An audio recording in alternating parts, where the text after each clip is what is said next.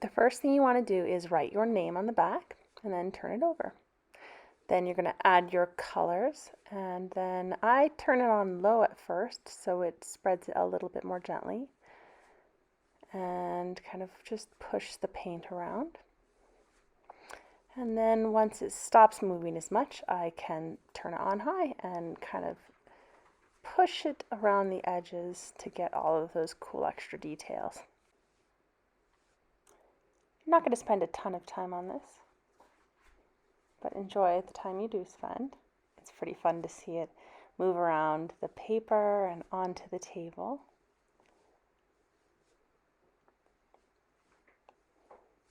Then you're going to clean it up with a damp sponge. And now that it's dry, I'm going to add the eyes. So you start with white, a white circle, and then you can find a colored circle. I used this magazine. I used a color that was very similar to the paint, so it doesn't contrast very much, but you could use a very different color, like a warm brown.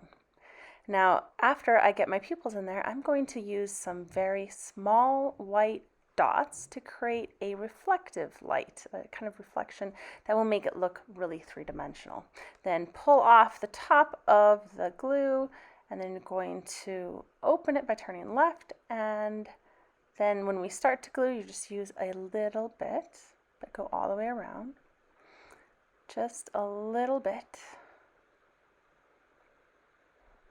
Actually put those together, that makes it easier. Do the same with this one. I just put the two reflective pieces together, put them on. Here I'm going to cut some teeth.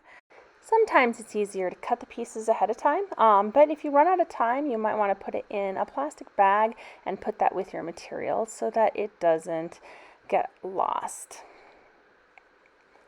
You can see sometimes it helps to cut the main shape of whatever you're making out and then cut out the little tiny pieces after you've done that. You can see I'm moving stuff around to figure out where I actually like having it. You can kind of alter things as you go. That's a really important part of art making, is figuring out how things are going.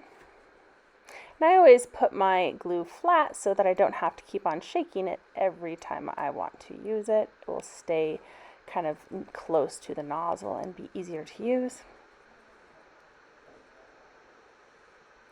I'm going to outline my teeth because they weren't very bright, and use some oil pastels to add some cool details to my little drip monster.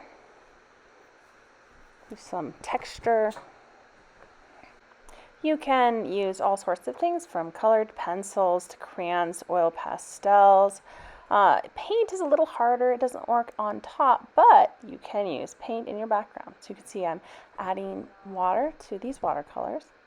And then I'm going to fill the background. Now you have to be careful because the paint will mix if you get it too wet. So you kind of have to go a little bit fast. I have a really thin wash, so that means I'm using a lot of water and just a little bit of paint.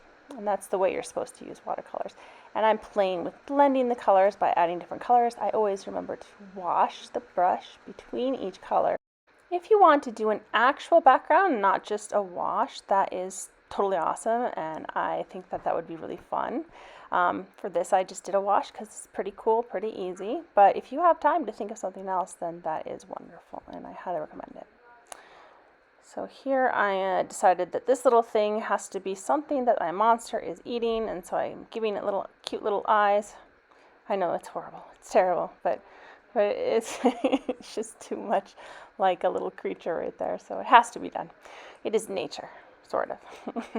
So I noticed that the pencil didn't work very well to create the pupils, so I just used oil pastels. And then I used oil pastels to finish any details, but you could do that with cut paper too.